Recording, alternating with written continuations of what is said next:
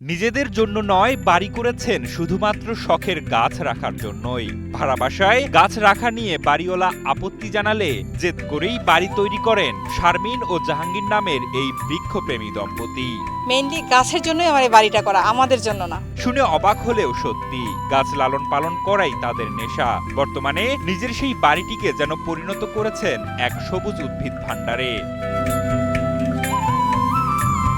ভাড়া বাসায় মাত্র ৩০টি গাছ নিয়ে এ যাত্রা শুরু হলেও আজ নিজের বাড়ির ছাদ, বারান্দা ও ঘর জুড়ে স্থান পেয়েছে ১১০ প্রজাতির ৪,০০০-এরও বেশি গাছ, যার কোনোটি রং বেরঙের ফুলের, কোনোটি সুমিষ্ট ফল, পুষ্টিকর সবজি, শোভাবর্ধনকারী ইনডোর প্লান্ট, আবার কোনোটি ঔষধি, দুর্লভ, বিরল, বিশেষ প্রজাতির বিলুপ্তপ্রায় গাছ।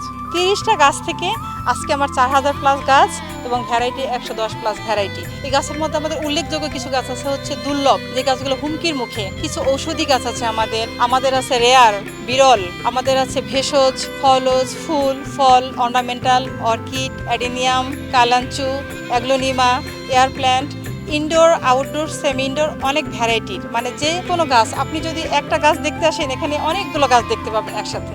শখকে জেদে পরিণত করা শারমিনের বাগানে বর্তমানে ৮০ টাকা থেকে শুরু করে ৭০,০০০ টাকা মূল্যের গাছ রয়েছে। সেই গাছ বিক্রি করে এখন প্রতি মাসে তিনি আয় করছেন লাখ টাকারও বেশি।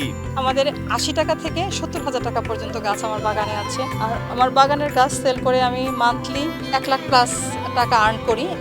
আর বার্ষিক সে ১২ লাখ টাকার বেশি আসে। বাগানের পরিচর্যার বেশিরভাগ কাজ নিজেই করেন শারমিন। স্বামী সন্তানরা সহযোগিতা করলেও বর্তমানে শারমিনের বাগানে কর্মসংস্থানের সুযোগ হয়েছে আরো কয়েকজন শ্রমিকের।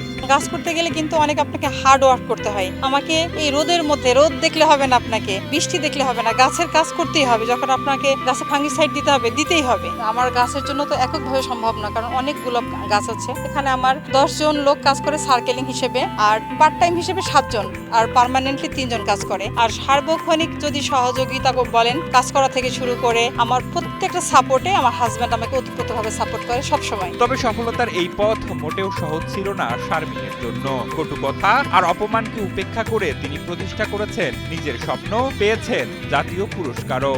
আমরা যে ভাড়া বাসায় ছিলাম, সে ভাড়া বাসায় আমার কিছু গাছ ছিল। তো গাছ নিয়ে খুব খারাপ সিচুয়েশন একটা ক্রিয়েট হলো, যে আমরা থাকতে পারবো কিন্তু আমাদের গাছ থাকতে পারবে না। তখন আমি আমার হাজব্যান্ডকে বললাম যে বাড়ি করে দিতে হবে, এবং সেটা গাছের জন্যই। আমরা যখন আমাদের ওই বাসাতেই ছিলাম, ভাড়া বাসায়, কিন্তু আমরা আসার আগেই আমার বাড়ির ছাদে আমার গাছ শিফট হয়েছিল। মেইনলি গাছের জন্যই আমার এই বাড়িটা করা, আমাদের জন্য না।